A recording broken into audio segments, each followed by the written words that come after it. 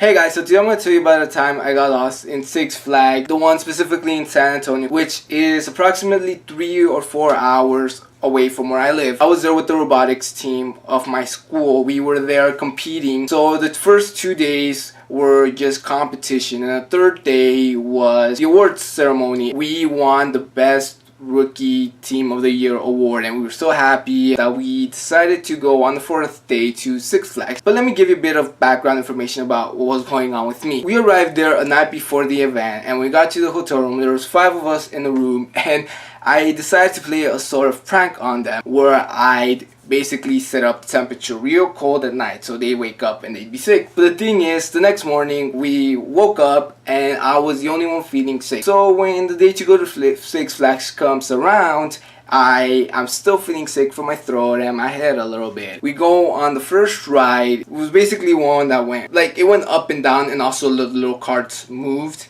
I don't know how to describe that. I got motion sickness. The whole ground was moving. Oh, did I mention that there was 10 of us, 13 including a teacher, her friend who helped us out on the robot, and another teacher who was there, so another supervisor. We got off that ride and they wanted to go on the Superman, so I'm like, alright, let's go, but I'll wait for you guys on the little souvenir shop outside the Superman ride because I was feeling kind of sick. I was there for like 5-10 minutes. I walk out and I see that my teacher's friend and another student, they're like, oh, we've been looking for you, and I'm like, oh, it's at the gift shop, and they're like, let's go on Superman, it's super awesome. No, I'm feeling kind of sick, and they're like, no, it's super awesome, it's gonna be so much fun. So I get on it. I'm really nervous because I'm like, I'm not gonna survive this, and then it takes off and I'm yelling and it's really awesome. I really liked it, and then I get off and I'm feeling better, like my throat doesn't hurt, my head doesn't hurt, and we're walking out and I'm like, oh my gosh, this was super awesome and whatever. And right when we're on the part that says exit here, I throw up right in front of the exit. I don't know, it came out of nowhere and I start feeling sick again, but this time a little bit worse, and people were just looking at me pretty disgusted. I'm feeling really sick, I can't really move. We had to like go sit down on a bench, and then they're like, oh well, we have to look for the actual teacher to see what we can do or whatever, if we can get you some medicine or something. And I'm like, okay, so I follow them. We're trying to look for like the bigger group because we sort of ventured away from them. We move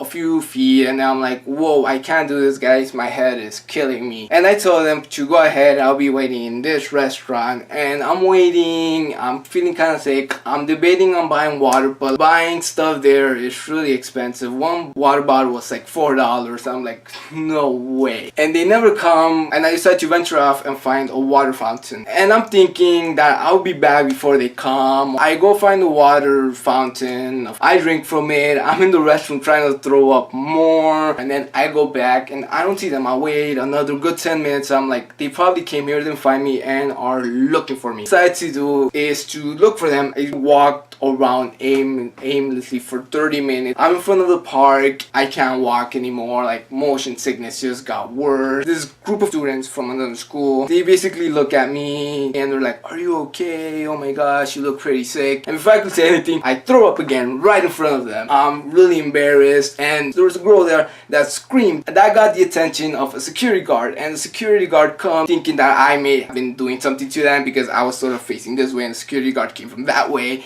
And he comes and he's like, what's going on here, guys? He sees us throw up really fast, gets a security thing, and he's like, we have an emergency here, get a medic. 3-4 minutes pass by and this medic with a wheelchair comes and makes me sit down. He pushes me on the wheelchair in front of everybody to the medic area where they ask me like who I'm here with, and I tell them, and they're like, okay, do you want some water or Gatorade or anything? I'm like, yeah, give me some water. Give me a plastic cup. I drink it, set me down on the bed, and I fall asleep. I wake up, I'm really scared. I'm like probably like 5 or 6 hours, and they're really worried about me. So I jump out of bed, I walk out of the little medic place. I'm like, thank you guys, I have to go, I'm feeling much better now. I'm really panicking because I'm not really sure how much time has passed since I've fallen asleep.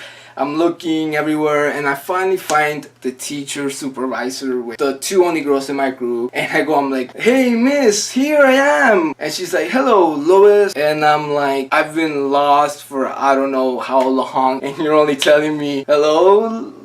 And she's like, oh, you're like guy friend said that they had already found you a while back, and I'm like, they hadn't found me at all. So apparently they had spent some time looking for me, around 15-20 minutes, but my friend didn't want to spend time looking for me because it was their first time there, so they stopped looking for me and were enjoying the ride. So I was freaking out trying to look for them while I was sick. I have to put a moral to this story is don't try to play tricks on your friends because it will backfire and ruin a perfectly good day at Six Flags. I'll see you guys next time, and remember, stay fresh, my friends.